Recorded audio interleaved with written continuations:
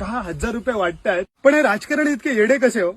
आमच्या खिशात नाही दमडी, मग ह्या आमच्या गरिबांना वाटलेले हजारो कोटी रुपये ते वसूल कसे करणार आहे? येडे ते नाही, आम्ही बंधक. आमच्या खिशातला एकही रुपया न घेता राजकारण्यांनी आजपर्यंत कोकणी माणसाला कसं लुटलंय ते बघा. हा गोव्याच्या सीमेवरचा एकेकाळी समृद्ध असलेला रेडी गाव मायनिंग कंपनीने खाऊन टाकला.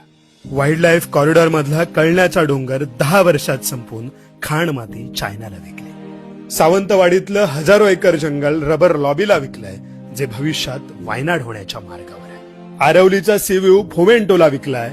दापोली आंजर्लेत लोधा घुसलाय.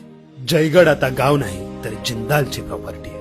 JSW पेण, वाढवण बंदर, जैतापूर, दाभोळ, पारसू एक एक करून जवळपास सगळीच गावं विकून हे नेते करोडो रुपये कमवतायत आणि आम्ही त्यातले 5-10 हजार रुपये घेऊन लाचार बनत चाललो. या उद्ध्वस्त कोकणाच्या नकाशात कदाचित उद्या तुमचाही गाव असेल.